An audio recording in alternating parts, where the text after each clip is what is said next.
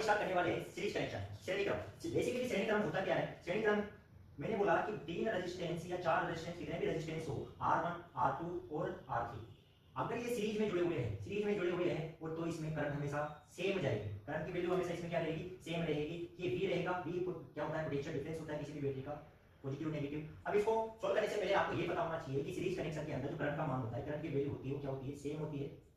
In series में current same होती है और वोल्टेज क्या होता है? डिफरेंट होता है। वोल्टेज क्या होता है? डिफरेंट।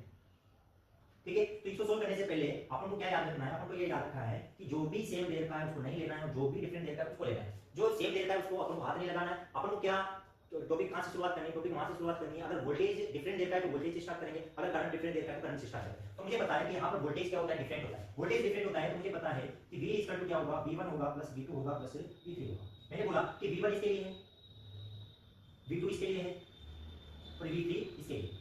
ठीक है, तो V1 किसका? R1 का वोल्टेज होगा, V2 किसके लिए? R2 का वोल्टेज होगा, V3 किसके लिए होगा? R3 का वोल्टेज होगा। तो यहां से भी निकल के आता है कि ओम का नियम क्या बोलता है? ओम का नियम सीधे साथ ये की बात बोलता है कि V इक्वल टू क्या होता है? IR होता है। V इक्वल टू क्या होता है? IR होता है। अगर मैं वोल्टेज V1 निकालूं R1 रेजिस्टेंस के लिए तो I सेम है, R1 के निकल जाएगा, V2 इक्वल टू IR2 हो जाएगा और V3 इक्वल टू क्या हो जाएगा? IR3 हो जाएगा। इसको इक्वेशन 1 मान लेते हैं, इसको इक्वेशन 2 मान लेते हैं, इसको इक्वेशन 3 मान लेते हैं और इसको इक्वेशन 4 मान लेते हैं, इसको इक्वेशन A मान लेते हैं। अब मैं 1 2 3 और 4 की जो इक्वेशन है उसकी वैल्यू A में पुट कर देता हूं। अगर A में पुट कर दूंगा तो मुझे टोटल वोल्टेज निकल के आ जाएगा। टोटल वोल्टेज निकल के आएगा V इक्वल टू क्या हो गया? IR इसका V1 इसमें पुट कर दो तो IR1 plus IR2 plus IR3। तो यहां से मुझे एक इक्वेशन मिल गई, यहां पे IR का IR रह जाएगा। यहां से मैं I कॉमन ले लेता हूं, R1 plus R2 plus R3। तो यहां से IR इक्वल टू क्या बनेगा? I यहां से जब डायरेक्ट कट जाएगा, I से I कट जाएगा तो R इक्वल क्या आ जाएगा? R1 plus R2 plus R3।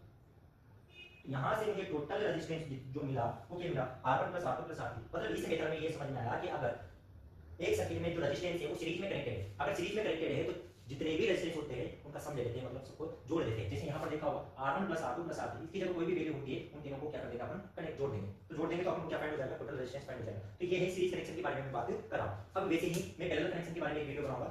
आप इसको लाइक करो, शेयर करो, सब्सक्राइब करो, आपको अच्छे अच्छे वीडियो प्राप्त होते रहेंगे। Thank you.